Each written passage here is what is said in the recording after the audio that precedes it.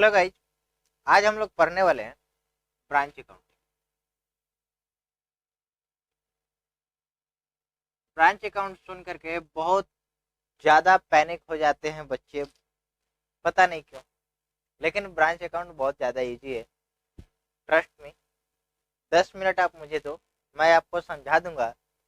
Branch account really easy है, ठीक है। जरा गौर करोगे, किसी भी बैंक, ओके, कंफर्टेबल हो, बैंक का हम लोग बोलते हैं ना, कोलकाता में ब्रांच है, बिहार में ब्रांच है, उड़ीसा में है, हावड़ा में है, दिल्ली में है, मद्रास में है, चेन्नई में है। बैंक के हर जगह अलग अलग ब्रांच मिलते हैं। तो हम लोग को आज इसी तरीके का कुछ सीखना है। कुछ क्यों, ब्रांच ही हम लोग को सीखना है। तो ब्रांच यहाँ पर बिजनेस जो होते हैं, एक, अगर आपके बिजनेस का ब्रांच इंडिया में है तो उसको इनलैंड ब्रांच बोलते हैं। अगर जो बिजनेस आप कर रहे हो उसका अगर एक ब्रांच इंडिया में है या फिर हेड ब्रांच इंडिया में है तो उसको इनलैंड ब्रांच या फिर हम लोग होम ब्रांच भी इसको बोलते हैं, ठीक है। अगर आपका कोई ब्रांच फॉरेन में है तो उसको हम लोग फॉरेन ब्रांच बोलते हैं। इतना में तो कोई दिक्कतें आई ही नहीं होगी। I hope I am very clear. Loudly बोलो, are you with me? No? आगे अब देखो, यहाँ पर कुछ ब्रांचेस ऐसे भी होते हैं जो डिपेंडेंट होते हैं और कुछ ब्रांचेस इंडिपेंडेंट।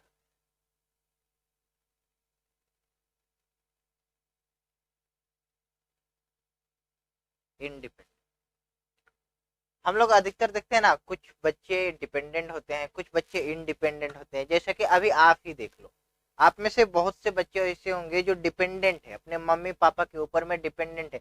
मम्मी पापा मुझे अगर पैसे देंगे तो मैं खाऊंगा। बहुत ऐसे बच्चे हैं जो अपने लिए होम ट्यूशन पढ़ा रहे हैं या फिर ऑनलाइन कोर्सेज करा रहे हैं या कुछ भी, whatever they are doing, and they make money for their self. They are independent. जो डिपेंडेंट है यानी कि वो छोटी मोटी ब्रांच है, छोटी ब्रांच, छोटी ब्रांच,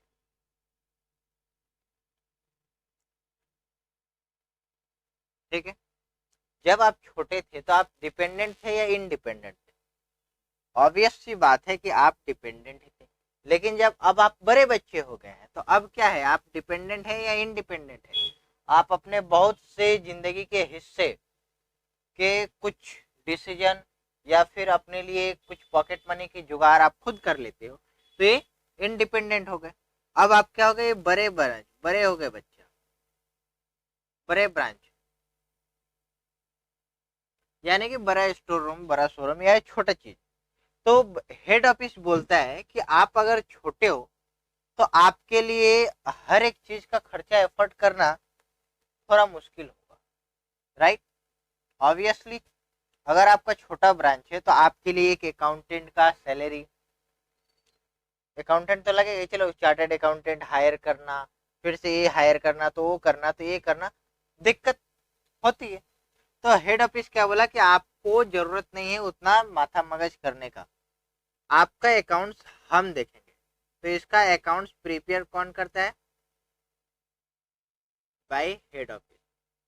बेसिक प्रिपरेशन ये करता है, बाद बाकी हेड ऑफिस उसको संभालता है। और ये अपना अकाउंट्स अपने बनाता है, अकाउंट्स मेड और प्रिपेयर बाय, खुद से बना। अब फॉरेन ब्रांच है वो अलग है। आपके सिलेबस में अगर फॉरेन ब्रांच है तो फॉरेन ब्रांच पढ़िएगा। इस वीडियो में नहीं बता रहे हैं, इस वीडियो में सिर्फ बेसिक है। आपका अगर है तो भी पढ़ोगे, नहीं है तो भी पढ़ो। ध्यान से देखो, ये तो रहा हमारा ब्रांच कंप्लीट। अब बात आती है कि अकाउंट मेंटेन की बात है, ये बात अब खत्म हो गई। ये तो आपको क्लियरली समझ में आया है, मुझे भी पता है। अकाउंट मेंटेन 3 तरीके से किया जाता है। पहला तरीका है स्टॉक मेथड, दूसरा तरीका है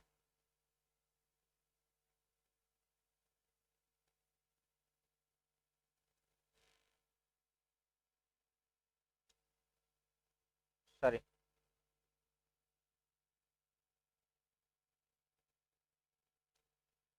पहला तरीका है डेटर्स मेथड,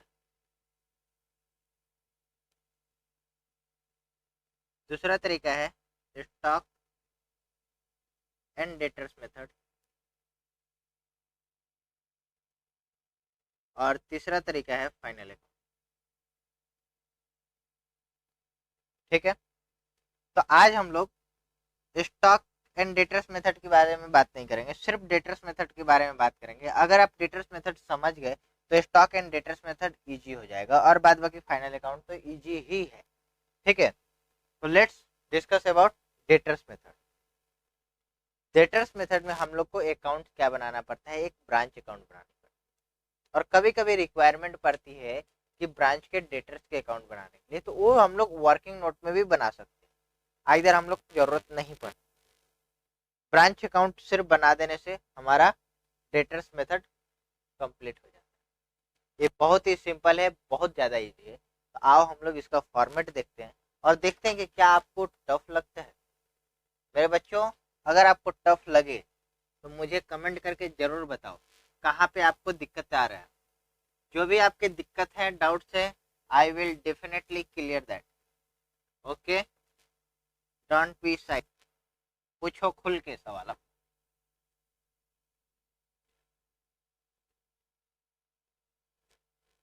हम लोग यहाँ पर सबसे पहले ऊपर में हेडिंग देते हैं in the books of head office. जो हमारा हेड ऑफिस होगा उसका नाम लिख लेंगे।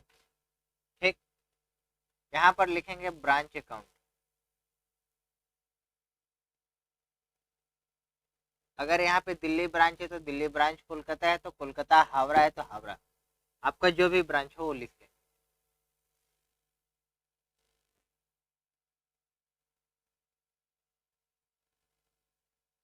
बड़ी प्यार से समझेंगे, जरा भी हड़बड़ दरबड़ नहीं करना। ठीक है, यहाँ पर देखो हम लोग क्या लिखते हैं, तो बैलेंस पीडी। ठीक है, ठीक इसके आखिरी में लिख देंगे बाई, और थोड़ा ऊपर जगह ले लेते हैं, बाई बैलेंस सीडी। हमारे पास बैलेंस पीडी में स्टॉक हो सकता है, हमारे पास बैलेंस डेटर्स का हो सकता है, पुराना अगर बिजनेस है।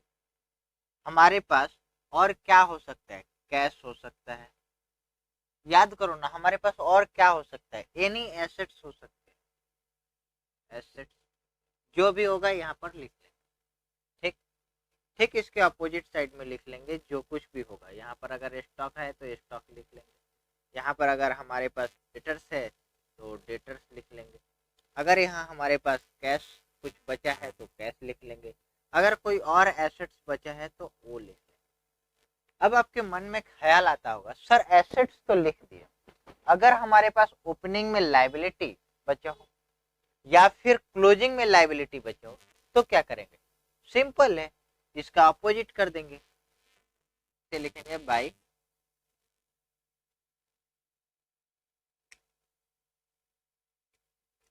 Balance sheet.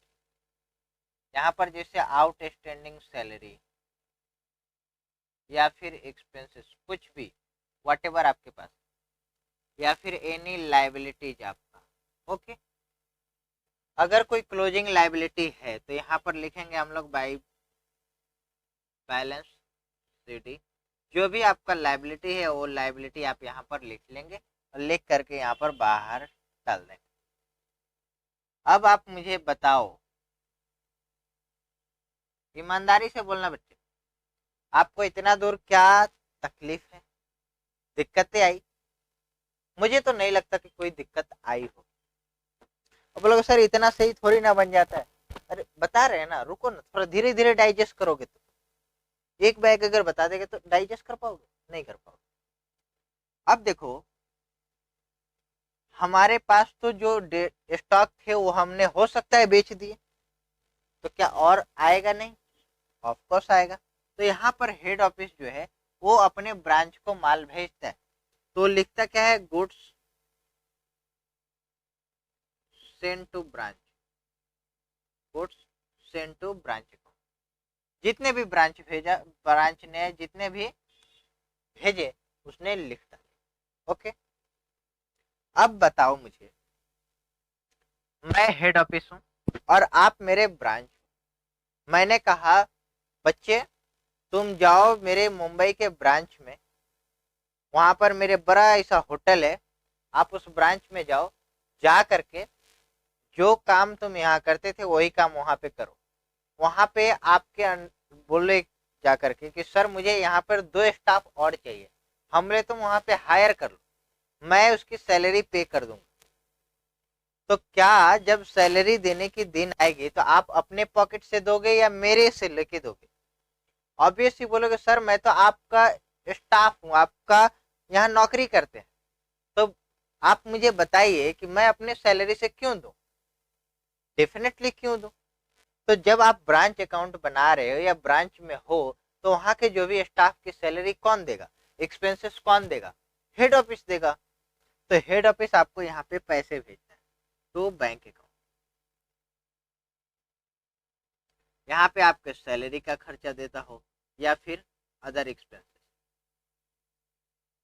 Electricity bill, rent, miscellaneous expenses, petty cash expenses, whatever, all rest expenses, branch यहाँ पर जो भी पेड करेगा वो यहाँ पर हम लोग लिखेंगे, तो सॉरी हेड ऑफिस पेड करेगा। अब बोलोगे सर ब्रांच के भी तो कुछ खर्चे होते हैं, ब्रांच भी अगर कुछ खर्चा किया तो? बात तो मैंने बोला ही नहीं, भूल गया यार, सही याद है। तुम वहां पे गए थे, जाने के बाद में तुम्हें स्टाफ को खोजने के लिए, हायर करने के लिए 10,000 रुपया खर्चे लगे, वो 10,000 रुपया तुम अपने पॉकेट से दिए थे? नहीं, नहीं दिए ना। कहीं ना कहीं वो 10,000 रुपया मैंने तुमको दिया था, ओपनिंग में मेरे पास कैश था, वो कैश तुम 10,000 रुपया में से यूज किए। हो सकता है यहाँ पे 50,000 था, तुमने 10,000 यूज किया, तो क्लोजिंग में मेरा 40,000 तो बचा। मतलब जो भी ब्रांच खर्चे करेगा वो सब एसेट्स अकाउंट से, रिलेटेड एसेट्स अकाउंट से एडजस्टेड होगा। ब्रांच के लिए इधर पे कोई एडजस्टमेंट नहीं लिखेंगे हम। बात समझ में आ गई? हाँ सर बिल्कुल समझ में आ गई। यहाँ पर मैंने माल मंगाया और यहाँ पर खर्चे मंगाए, ठीक है, ये ओपनिंग है, ये हमने माल मंगाया और ये हमने खर्चे मंगाए अब हेड ऑफिस से। ओके, क्लियर है। अब बताओ सर हम बेच के क्या करेंगे? ओहो हो, बेच के क्या करेंगे यार, भूल गए हम तो। रेमिटेंस दोगे, बाय रेमिटेंस। रेमिटेंसेस को हम लोग और करके रेमिटेंसेस लिखोगे या फिर बैंक अकाउंट लिखोगे? रेमिटेंसेस लिखोगे या फिर बैंक अकाउंट लिखोगे? दोनों नहीं लिखना, एक लिखना। या फिर आप इस तरीके से लिख सकते हो, ठीक, बता रहा हूं, रुको एक, ठहरो जरा। बैंक अकाउंट लिखे, ब्रैकेट में रेमिटेंस लिख सकते हो, ठीक है। यहां पर तुमने कैश सेल्स जो किया वो पैसे दोगे, जो पैसे तुमने क्रेडिट सेल्स में किया और कस्टमर से जितना पैसे तुमने ले लिया, कलेक्शन फ्रॉम डेटर्स, जो तुमने माल क्रेडिट में बेचा, सपोज तुमने गुड्स 1 लाख का क्रेडिट में सेल किया, क्रेडिट सेल, ओके। आपने कलेक्शन कितना किया? आपने कलेक्शन किया, बोला सर मैंने 95,000 कलेक्शन किया। 5,000, बोला सर कलेक्शन मिलेगा, रुकिए थोड़ा देर। तो हम यहाँ पर सिर्फ 95,000 देंगे, 1 लाख नहीं देंगे। बोलोगे सर वो 5,000 कहाँ जाएगा? तो क्लोजिंग डेटर्स जो मैंने दिया किस लिए, नाम के लिए, देखने के लिए यहाँ पे डालेंगे, क्योंकि जो हमने क्रेडिट सेल्स में करते हैं वो हमारा डेटर्स होता है। ओके, ये रहा हमारा फॉर्मेट। अब मुझे बताओ कहाँ पे दिक्कतें आ रही है। एक लाइन और जोड़ देते हैं, बाय एबनॉर्मल लॉस। अगर कोई भी एबनॉर्मल लॉस होता है, जैसे loss by fire, loss by theft, privilege वगैरह वगैरह, कुछ भी एबनॉर्मल लॉस कुछ भी होता है तो हम लोग क्रेडिटेड करके छोड़ देंगे। ओके, यहाँ पे ऐड कर लिया, यहाँ पर लिस्ट कर लिए, जो भी हमारे पास आएगा उसको हम लोग क्या बोलेंगे, प्रॉफिट एंड लॉस अकाउंट। इस साइड आया तो प्रॉफिट, अगर उस साइड आया तो लॉस। ठीक है, ये आप कैलकुलेशन करोगे तो ये पता चल जाएगा, उतने भी आप बेवकूफ नहीं हो। ठीक है, चलो ये तो रहा फॉर्मेट। हेड ऑफिस सोचा, हेड ऑफिस सोचा, क्या सोचा बता रहे हो। हेड ऑफिस ने बोला कि हम आपका अकाउंट्स मेंटेन करेंगे। बिल्कुल, डिपेंडेंट ब्रांच को बोला मेंटेन कीजिए, मुझे क्या दिक्कत है। उसने कहा मैं आपका प्रॉफिट निकालूंगा, मैं आपका प्रॉफिट निकालूंगा, मैं आपका बैलेंस शीट निकालूंगा। अंडरस्टैंड, यही ना निकालते हैं हम लोग बिजनेस में। ये सोचा, ये किसने सोचा, हेड ऑफिस ने सोचा। ये देखो, ये हेड ऑफिस है, ये हेड ऑफिस ने सोचा कि हम प्रॉफिट निकालेंगे हेड ऑफिस ब्रांच का, और बैलेंस शीट निकालेंगे। यहाँ पर अकाउंट्स था खरा, ये कौन है, अकाउंट था खरा। बोला तुम ऐसा नहीं कर सकते हो, डोंट डू दिस। बोला क्यों क्यों, अगर हम ऐसा क्यों नहीं कर सकते। बोला अगर तुमको प्रॉफिट निकालना है तो डबल अकाउंटिंग सिस्टम से करना होगा। डबल अकाउंटिंग सिस्टम मतलब, हाँ, जर्नल आपको करना होगा, लेजर करना होगा, ट्रायल बैलेंस बनाना होगा, कैश बुक बनाना होगा, डे बुक बनाना होगा, बीआरएस बनाना होगा, मतलब ये सभी चीजें का झंझट आपको पालना होगा, डबल अकाउंटिंग सिस्टम फॉलो करना होगा। डैश कहीं, ओह बहुत झलझल है। हेड ऑफिस ने दिमाग लगाया कि प्रॉफिट निकालने के लिए हमको क्या निकालना पड़ता है। याद है बच्चे, ट्रेडिंग एनपीएल अकाउंट, ये हम लोग बनाते हैं प्रॉफिट निकालने के लिए। बैलेंस शीट पोजीशन स्टेटमेंट होता है, इसको हम लोग क्या बोलते थे, प्रॉफिट स्टेटमेंट, और इसको हम लोग पोजीशन स्टेटमेंट बोलते हैं। राइट, बिल्कुल राइट। हेड ऑफिस ने सोचा कि ये चीज अगर हम मिनिमम, एकदम कम से कम चीजें यूज करके अगर निकालें तो आराम से निकाला जा सकता है।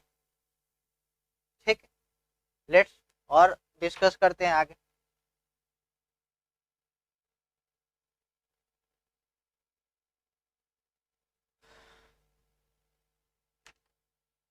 यहाँ पर एक false trading and PL account बना, ठीक है, to opening stock, to purchase by sales by closing stock.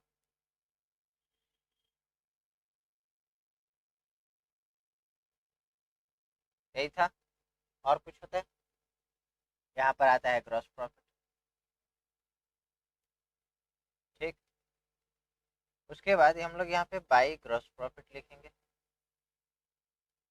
By gross profit होने के बाद हम लोग क्या करते थे, तो हम लोग का जो ऑफिस एक्सपेंसेस होता है, एक्सपेंसेस लिखे, और एक्सपेंसेस लिखने के बाद हम लोग को आता है यहाँ पर नेट प्रॉफिट। नेट प्रॉफिट लिख दिए, बात हमारा खत्म। हेड ऑफिस को क्या चाहिए, सिर्फ नेट ऑफिस, नेट प्रॉफिट चाहिए। तो सर मैंने यहाँ पर तो कोई ट्रांजैक्शन जो शो कर रहा है यहाँ पर हमने लिखा, देन हाउ प्रॉफिट कैसे निकल सकता है?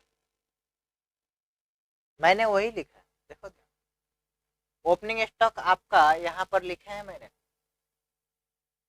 ओपनिंग स्टॉक आपका मैंने यहाँ पर लिखा है, देखिए ओपनिंग स्टॉक मैंने आपका यहाँ पर लिखा है परचेजेस, ये देखिए good send to branch, branch ने आपको भेजा तो ये परचेजेस ना हुआ, ठीक है। सेल्स आपने किया, जी हाँ किया, कैश सेल्स लिखा, कलेक्शन लिखा। सपोज आपने कैश सेल्स 1 लाख का किया, 1 लाख का कैश सेल्स आपने किया और 1,50,000 का क्रेडिट सेल्स किया, जिसमें से 1,50,000 का क्रेडिट सेल्स किया और 1,30,000 रुपया आपने कलेक्शन कर लिया, 20,000 बच गया।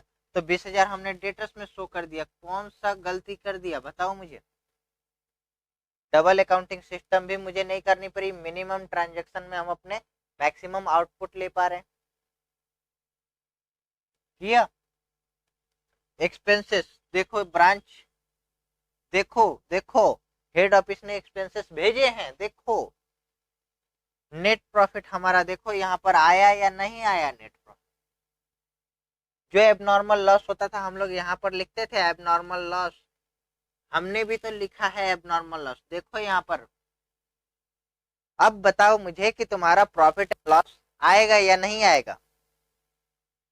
हमने इसी को फॉलो किया या नहीं किया? डिफरेंस यही है कि इसमें हमने डबल अकाउंटिंग सिस्टम का फॉलो नहीं किया और इसमें डबल अकाउंटिंग सिस्टम का फॉलो किया। बात सिंपल सी है, हमने सिंपल सिंपल ट्रांजैक्शन को रिकॉर्ड किए और सिंपल ट्रांजैक्शन को रिकॉर्ड करके हम लोग अपने प्रॉफिट को एक्यूरेटली जान पाए, यहाँ भी जान पाए। बैलेंस शीट हम लोग जानते हैं, बैलेंस शीट, बैलेंस शीट में हम लोग क्या निकालते हैं? लायबिलिटी निकालते हैं और एसेट्स निकालते हैं। हमारी लायबिलिटी देखो ओपनिंग में यहाँ पर है, क्लोजिंग में यहाँ पर है, तो पता चल गई लायबिलिटी कितनी है। एसेट्स देखो इसमें तो एसेट्स ही है और यहाँ पर भी एसेट्स है, देखो ये हमारी एसेट्स भी पता चल गई। तो एक ही स्टेटमेंट में एक ही अकाउंट में हमारा पीएल और बैलेंस शीट दोनों आ गया, तो हमें एक्यूरेटली नेट प्रॉफिट पता चलेगा या नहीं चलेगा? चलेगा। थैंक गॉड, क्लियरली समझ में आया? फिर भी अगर कोई डाउट्स है तो आप हमें जरूर कमेंट करके बताइए। आइए इस पर हम आपको और अच्छे तरीके से समझाने के लिए, आपके एकदम जहन में बैठ जाए, इसके लिए 2-3 सवाल करते हैं, ठीक है? चलो क्वेश्चन हमने ले लिया, क्वेश्चन एक बार रीड कर लेते हैं। From the following information of the Calcutta branch account for the year ended 31 March 2015 prepare for the branch account in the books of head office dash dash. Assets दिए हैं, आपको क्वेश्चन स्क्रीन पे दिख रहा होगा। ओपनिंग बैलेंस है 1 अप्रैल 2019, 31 मार्च, ठीक है। स्टॉक है, डेटर्स है, पीटी कैश बुक है, गुड्स सेंड टू ब्रांच है, कैश सेल्स है, cash receive from debtors, cash return by branch, credit sales, cheque send to branch, salary, rent and taxes, petty cash book, closing balance, stock, debtors and petty cash book, ठीक है। चलिए आइए हम लोग बनाते हैं फटाफट। सबसे पहले हम लोग हेडिंग क्या देते हैं? In the books of head office, ठीक है। यहाँ पर हम लोग लिखेंगे branch account,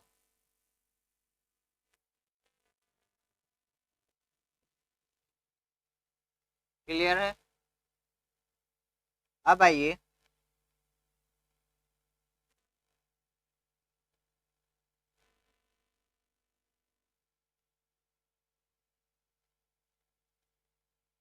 normal, don't be stress. हमारे पास opening to balance PT, to balance PT. Balance PT में देखो हमारे पास क्या है, स्टॉक है। स्टॉक कितने का है? 37,500 रुपये, 37,500। डेटर्स 75,000 का। पेटी cash book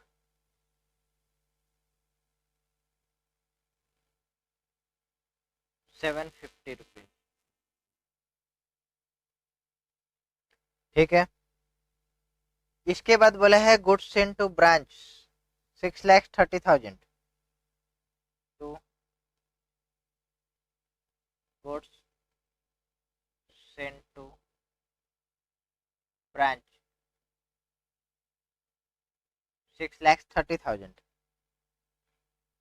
cash sales, cash receipt from debtors, credit goods return by branch, goods return by branch. हम लोग ठीक इसका अपोजिट करेंगे, by goods send to branch, bracket में लिख देंगे रिटर्न। 5,000 का हमने माल रिटर्न कर दिया। ठीक है, बाकी बैंक लिखेंगे क्योंकि हमने पैसा रिटर्न भी करनी है। कैश सेल्स हमने कितना किया, देखिए यहाँ पे हमारे पास कैश सेल्स लिखा हुआ है 1,50,000। Collection from debtors 5,25,000। Collection from debtors 5,25,000। ठीक है, कैश सेल्स हो गया, कैश रिसीव फ्रॉम डेटर्स हो गया, गुड्स रिटर्न बाय ब्रांच हो गया, क्रेडिट सेल्स हो गया। क्रेडिट सेल्स हम लोग को नहीं लेना होता है। ठीक है, cheque send to branch, head office ने ब्रांच को चेक सेंड किया तो बैंक अकाउंट। किस लिए चेक सेंड किया, सैलरी के लिए। सैलरी के लिए क्या बोला, 22,500 रुपया salary.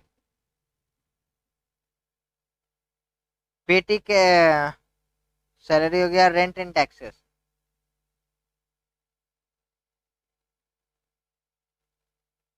Rent and taxes 3,750। Petty cash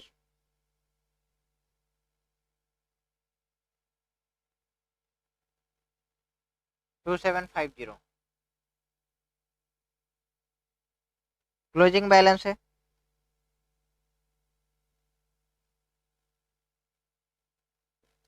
by balance CD. Stock, stock है 62,500। डेटर्स, डेटर्स है 1,20,000। पेटी कैश 500। इसको ऐड कर लीजिए, इसको लेस कर लीजिए, जो आएगा ग्रॉस प्रॉफिट। कैलकुलेटर इधर आ जा।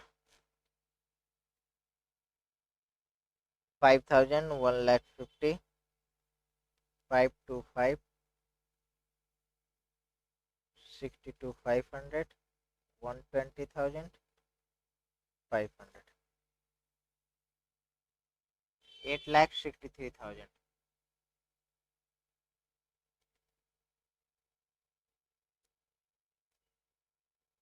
37,500, 75, 750, 6,30,000, 22500,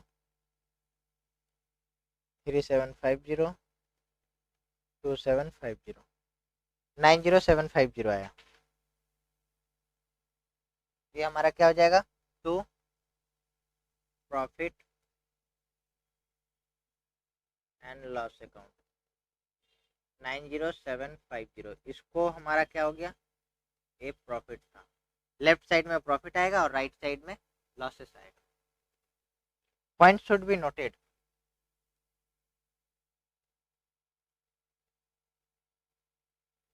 point should be remember.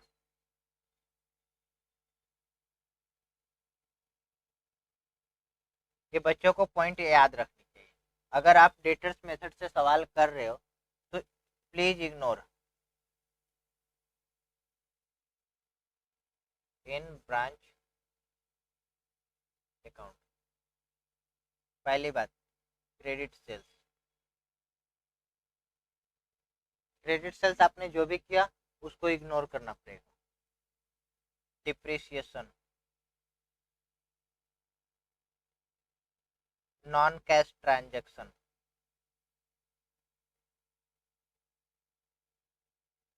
Non cash transaction जितने भी हो उसको सबको इग्नोर करना पड़ेगा। एंड नॉर्मल लॉस, ये सब चीजें आपको इग्नोर करनी पड़ेगी, तब जाकर के आपका फिगरिंग्स आएगा। नहीं तो यहाँ पे क्रेडिट सेल्स, आप क्रेडिट सेल्स बैठा दोगे आपका आएगा नहीं। मैंने स्टार्टिंग में भी बताया, आपको यहाँ पे लिख के भी दे दिया ताकि आपको याद रहे कि इस चीज को इग्नोर करना है। ओके, आपको क्वेश्चन अगर समझ में आया तो हम लोग आगे बढ़े। ठीक है।